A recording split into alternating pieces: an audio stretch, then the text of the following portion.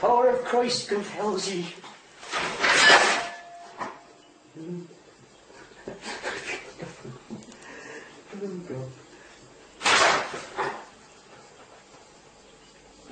Yeah, that's kind of... I'm using my Ouija board. The power of Christ compels ye.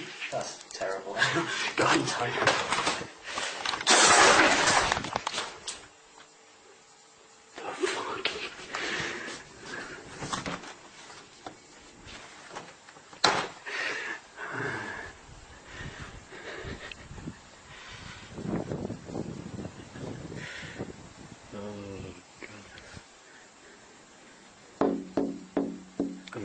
That's me knocking.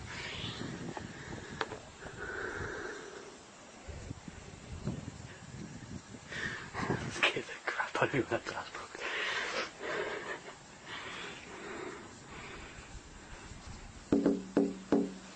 Can I come in? The EMF meter as well, it'd be interesting to see what happens with that. Ooh. Obviously not done. I wonder which way it was moving it to. Where's the board? Oh, that would have been a no from what I was saying.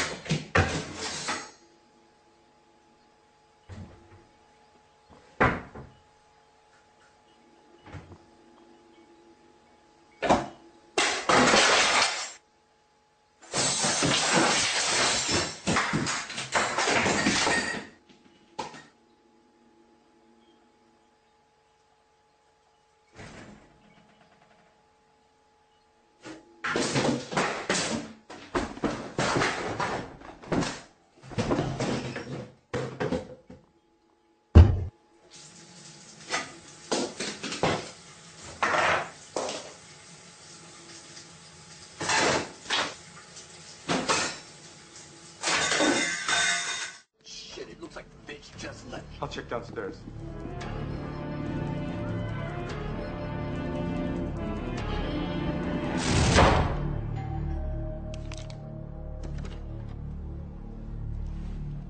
Cop!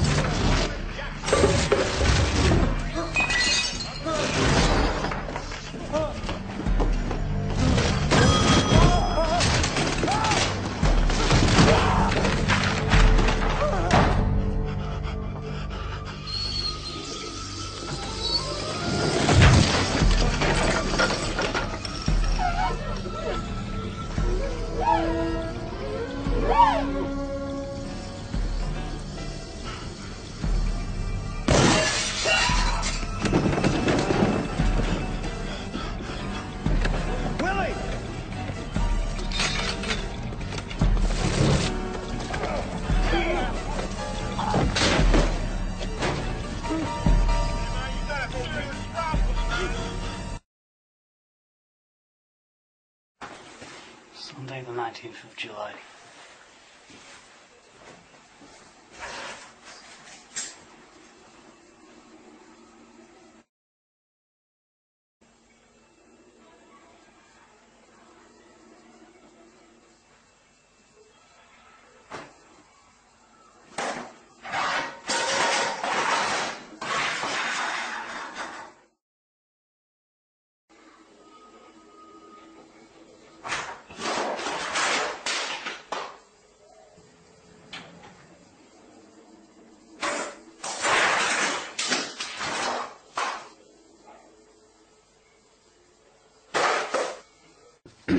I'm in my greenhouse now, it's just great.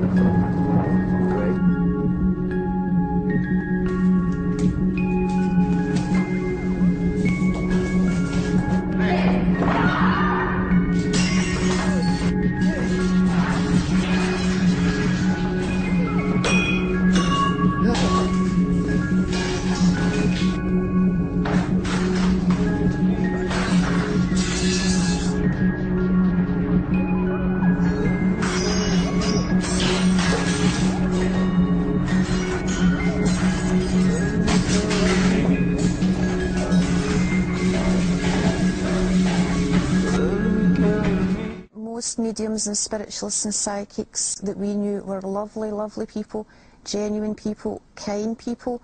I think that's why a lot of them were attracted to that, because they felt they could help others, they could bring comfort to people, guidance, direction, you know, predictions about their future, prophecies, they could help people. Yeah. So it seemed a lovely religion to be in. It seemed, you know, helpful and everything like that. Yeah. There would be psychic premonitions and dreams, even about what would happen on the news next week, that kind of thing, that would all be very accurate and come true. There would be messages for people about their deceased relatives where you wouldn't think it was fake or a charlatan was involved, because the information would be so accurate. Names, dates, places, descriptions of the deceased person, their personality, phrases they might use a lot. You know, you wouldn't think it was fake at all.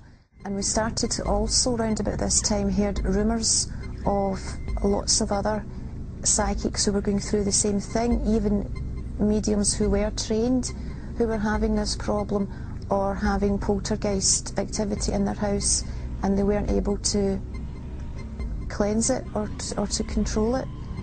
So that we started to get disillusioned with it then. So we thought, why now have our spirit guides turned against us?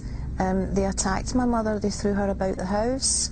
I was talking about shopping. Several times she was picked up and thrown over cars, over the bonnets of cars, that type of thing.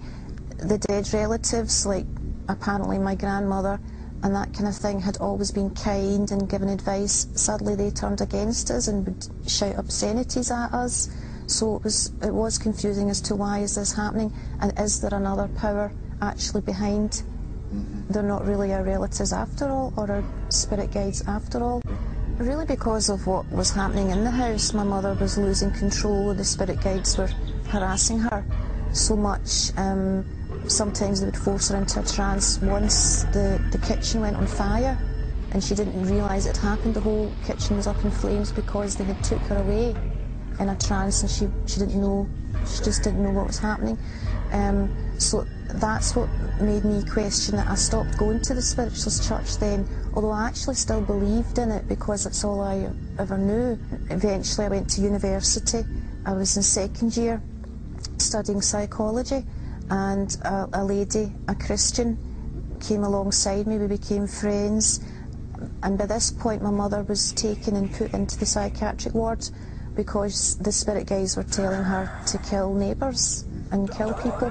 So the police were getting complaints about my mum, the doctor had complaints about my mum. She felt she had to do it because the spirit guides were telling her to do it. So, but then it was obvious our mind was so badly affected. So I told Susan this, and she surprised me by saying that Jesus could help with this. Well, I hadn't read the Bible before, so I wasn't very sure at first whether or not to believe her.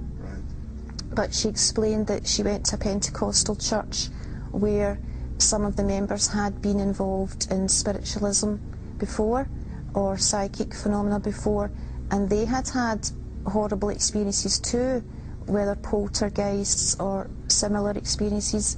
But once they became a Christian and asked Jesus into their heart, Jesus had cleansed their house where mediums before had failed to cleanse their house. So that was beginning to make sense to me. The more she said Jesus could cleanse your house, well, my mother's house was still haunted, my flat still was not so clear. So I went along because a prophet was there, but obviously I heard the gospel and I heard about Jesus, and for the first time I thought, gosh, you know, this could be real, and I hadn't really considered before that it was real. The presence of God was there and touched me for the first time. Well, that night I went home and I hadn't really looked at a Bible before, but strangely enough, that day before we went to the church, I had a Bible ready to take to a charity shop. So it was sitting at the front door, but as soon as I got in, I opened the Bible. And I was starting to get a bit confused because I thought, well, maybe Jesus is just a psychic. Maybe it's all just psychic phenomena. You know, is he really the Son of God? I was kind of a bit frightened as well that night with the spirits because I sensed they weren't pleased I had been there. to the Christian church. So I prayed and I asked God, if Jesus is real and if he is the Saviour, will you please show me what to do and what should I do about spiritualism? I had a verse that was basically get out of spiritualism, which really did give me a fright because I suddenly realised what I had been involved in. And over the next couple of days, a few more scriptures came to light and really explained it all to me. Deuteronomy chapter 18 verse 10, let no one be found among you who practices divination or sorcery, interprets omens, engages in witchcraft, or casts spells, or who is a medium or a spiritist, or who consults the dead. And it goes on to say these things are an abomination to God. So I got a fright reading that. And then 2 Corinthians chapter 11, for such men are false prophets, and no wonder, for Satan himself masquerades as an angel of light. It is not surprising then if his servants masquerade as servants of righteousness.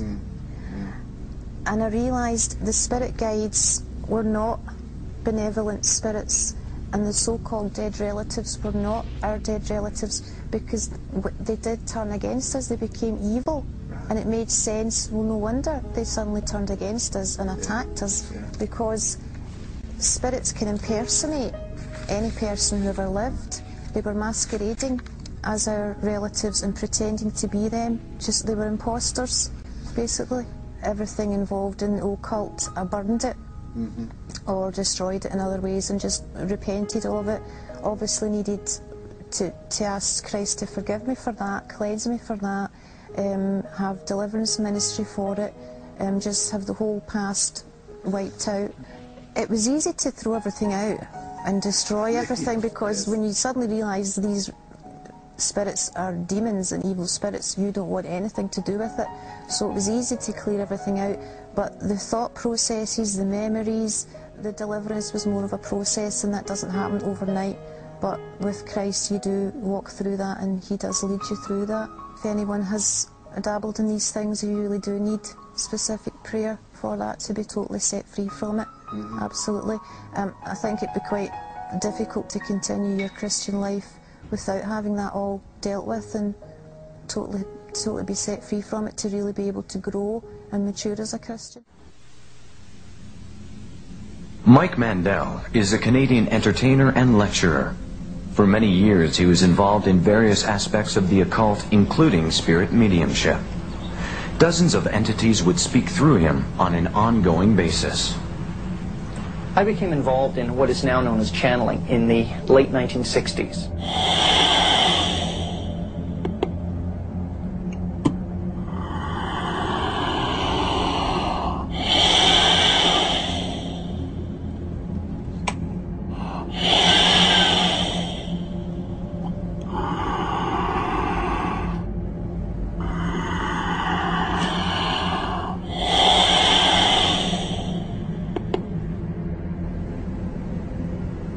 All right. Greetings, dear ones. Yes, hello, dear. May the peace of the Great Spirit be with you always. So let us begin with the discussion. It was a spontaneous experience. We had been trying astral travel and a group of other techniques to let our spirits leave our bodies, to develop clairvoyant abilities, and so on. And when I say we, I mean a small group of us that had polarized together around an occult worldview.